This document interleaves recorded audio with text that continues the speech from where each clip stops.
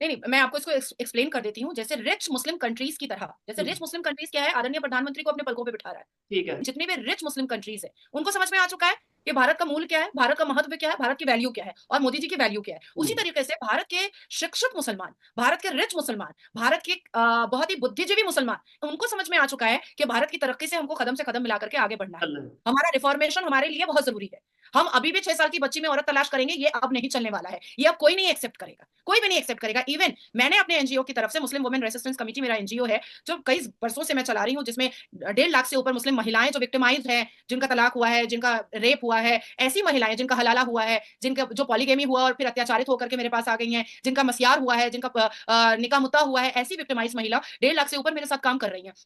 तो उस एनजीओ के माध्यम से मैं अभी उसकी एक शाखा खोल रही हूं, जिसमें हमारे भारत के अंदर जितनी भी मुसलमान बेटियां हैं, अगर उसको तलाक देगा मुसलमान लौंडा लफंगा, हम लोग उसका तलाक करवा करके उसका विवाह हिंदू से करवाएंगे और हिंदू बनाएंगे उसको।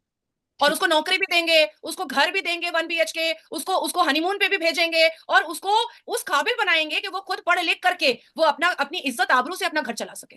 ठीक है। मेरा मेरा एनजीओ इस पर वर्क कर रहा है और आने वाले 2025 के आप देखिएगा, अप्रैल मई से मेरा काम स्टार्ट हो जाएगा। इवन आपको सोशल मीडिया पर उसका प्रमोशन दिखेगा और आप कहेंगे कि नाजिया जी इस बारे में बात कीजिए कि आपके एनजीओ ने ऐसा ऐसा कुछ किया। प्रोजेक्ट निकाला है। ठीक है। मुझसे देखा नहीं जाता शोएब, आई स्वेयर, अल्लाह की कसम मुझसे देखा नहीं जाता है कि मेरी मुसलमान बेटियां, अभी 2 साल हुआ शादी हुई है, 2 बेटी पैदा हो गई, तलाक तलाक तलाक।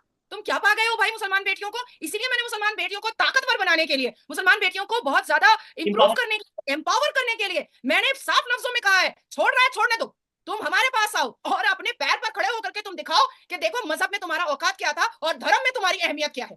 देखो आकर के, ठीक तब है जाकर सर। के मुसलमान ये लड़के जो मुद्दा आपकी। मुद्दा जी जो जी। तलाक देते हैं उनको समझ में आएगा कि जिस जिस लड़की को मुसलमान होकर के, हम कलमा होकर के पैर के नीचे हमने रखा, धर्म ने उसको सर मत्थे रखा।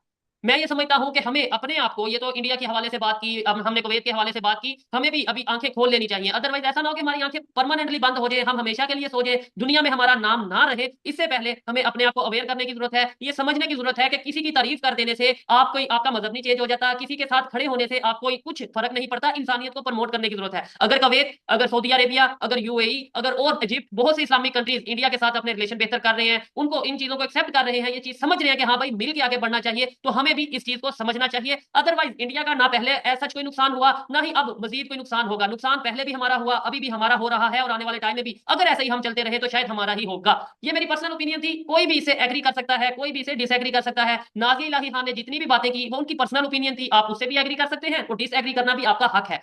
कमेंट बॉक्स में अपनी ओपिनियन जरूर दीजिएगा। मिलते हैं नेक्स्ट वीडियो में, तब तक के लिए पीस आउट, अल्लाह हाफिज। वंदे मातरम, भारत माता की जय, जय जगन्नाथ, जय हनुमान जी की।